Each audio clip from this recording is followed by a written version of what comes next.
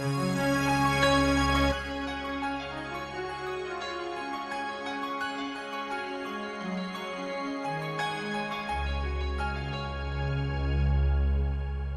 nome é Miriam, sejam bem-vindos ao nosso canal Ministério Prova de Fogo, Restauração de Alianças. Quero aproveitar e pedir para vocês se inscreverem no nosso canal, apertem no sininho para receber as notificações de vídeos novos, curtam os nossos vídeos, os nossos áudios. Quando vocês curtem, eles ficam bem posicionados na internet, facilitando quem está buscando por este mesmo assunto.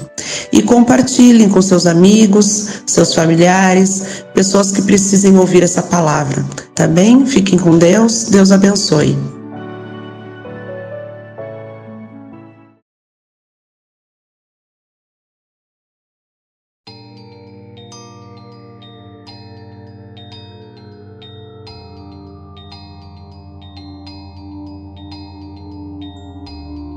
Olá, boa tarde, graça e paz. Eu quero compartilhar com vocês uma palavra lá de Daniel, no capítulo 6, o versículo 10, que diz assim, ó: Quando Daniel soube que o rei tinha assinado a ordem, voltou para casa. No andar de cima havia um quarto com janelas que davam para Jerusalém. Daniel abriu as janelas, ajoelhou-se e orou, dando graças ao seu Deus. Ele costumava fazer isso 3 vezes por dia. Esse texto, se você ler, você vai entender que foi uma conspiração, porque tinham umas pessoas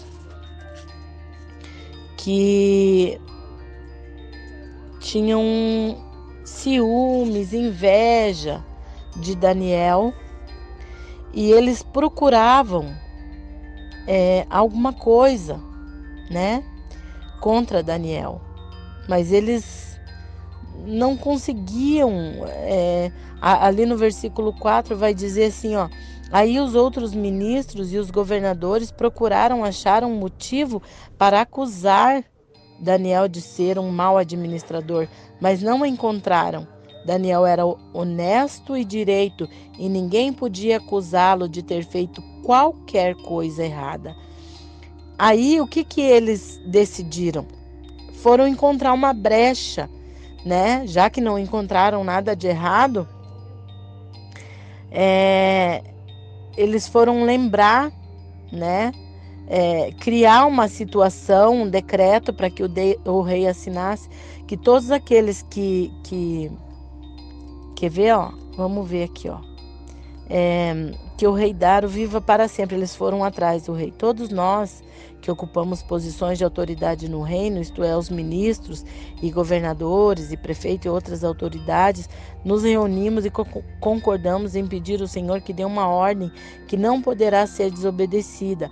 Ordene que durante 30 dias todos façam os seus pedidos somente ao Senhor.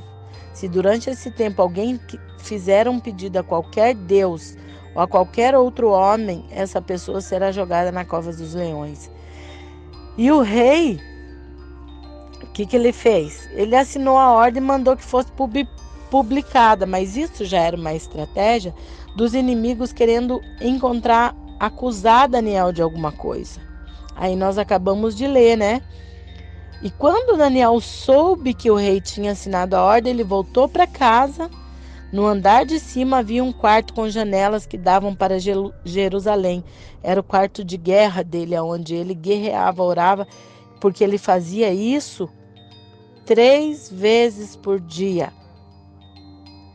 E aí, Daniel, ele é um dos poucos homens nas Escrituras sobre o qual não encontramos nenhum comentário ou menção negativa. Sabíamos que ele era pecador como qualquer um de nós, porém nada foi registrado que denegrisse o seu testemunho como profeta do Senhor. Como era a vida desse homem determinado, convicto de sua fé e corajoso? Mesmo quando ainda era jovem, Daniel já se mostrava extremamente comprometido com o seu Deus. Lá em Daniel 1:8, você vai ler um versículo que diz que Daniel resolveu que não iria ficar impuro por comer a comida e beber o vinho que o rei dava. O Senhor o abençoou por esse ato de coragem. Qual era o segredo de Daniel que o possibilitava agradar e glorificar ao Senhor constantemente e determinadamente? Provavelmente existiam várias razões, mas gostaria de destacar somente uma. Repetidas vezes, Daniel provou ser um homem totalmente fiel à oração. Não havia situação que ele precisasse enfrentar e ele se deparou com vários desafios e perigos que o impedisse de encontrar tempo para manter comunhão com seu Deus por meio da oração. Aí eu faço uma pergunta para você hoje. Qual é a luta que você está enfrentando? Qual é a área? Qual é a batalha que você está enfrentando? Porventura você tem se chegado a Deus e guerreado diante do Senhor de joelhos por esses motivos? Vejam que nós somos pecadores. Será que se nós hoje, como mulheres, ou se tem porventura algum homem que está ouvindo essa palavra, será que se Deus fosse analisar, será que se tivesse alguém para investigar a nossa conduta como homem e mulher de Deus, será que essa pessoa ia encontrar alguma falha? Analise isso. Será que quando a palavra de Deus fala não minta, não roube, não murmure, não fale mal do seu irmão, não fale mal do seu marido, não fale mal dos seus filhos, será que só os critérios da Bíblia, os mandamentos que o Senhor nos coloca, será que se tivesse alguém para nos sondar, nós seríamos acusados de alguma coisa? Imagine você que Daniel era um homem que eles procuraram um motivo e não encontraram. E olha que tem o livro todo de Daniel vai contar essa trajetória dele como um profeta de Deus, e você não vai encontrar em momento algum contando alguma coisa negativa. Como, por exemplo, Davi. Davi foi um grande homem de Deus, mas ele teve as suas falhas registradas. Daniel aqui não. Mas vocês lembram o que foi que aconteceu com Daniel por causa desse decreto que o rei ordenou? Se foi assinado um decreto, essa foi a maneira de pegar Daniel fazendo aquilo que se dizia uma oposição dentro desse decreto. Como o próprio rei havia ordenado, ele não podia voltar atrás. E o rei amava Daniel, porque não tinha motivos para não gostar de Daniel. E o rei foi obrigado, lá no versículo 16, no capítulo 6, 16, eu convido a vocês a lerem o livro de Daniel, conheçam quem era Daniel. Então o rei mandou que trouxesse Daniel e jogasse nas covas dos leões. E o rei disse a Daniel: espero que o seu Deus, a quem você serve com tanta dedicação, o salve. Olha a situação que ficou o rei. Deus podia ter livrado Daniel. Podia ou não podia? Podia, né? Se fosse olhar por uma questão poxa vida, ele era fiel, por que Deus não livrou ele? Que as pessoas hoje em dia, elas acham que o crente, se o crente está passando luta e o crente está passando prova, é porque está em pecado. Tá em pecado. Essas pessoas que falam isso não leem Bíblia. Elas não leem Bíblia, pessoas que afirmam que crente não pode passar luta. Olha Daniel, olha a vida de Daniel. Uma pessoa irrepreensível. e que Deus podia ter livrado ele da cova, mas por que Deus não livrou ele da cova?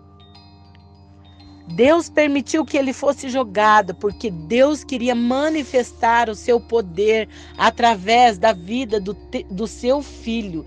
Deus queria se fazer conhecido daquelas pessoas. Naquilo que eles procuraram acusar Daniel, o nome de Deus foi glorificado, porque Deus estava com Daniel na cova. Essa situação que você está passando, e eu sempre digo assim que às vezes, alguns desertos, somos nós mesmas que procuramos, com as nossas atitudes, com as nossas fraquezas, nós somos falhos, mas o que acontece? Mesmo quando esse deserto vem na nossa vida, e lá no deserto, na cova, qual é o nome que é aclamado? É o de Deus?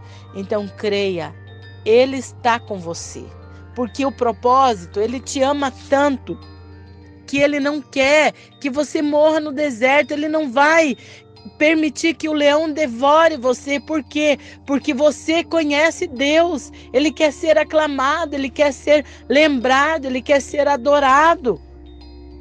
Então Ele vai inverter essa história, essa situação que você está vivendo agora, vai ser para no final glorificar o nome de Deus. Só que você não pode olhar para trás.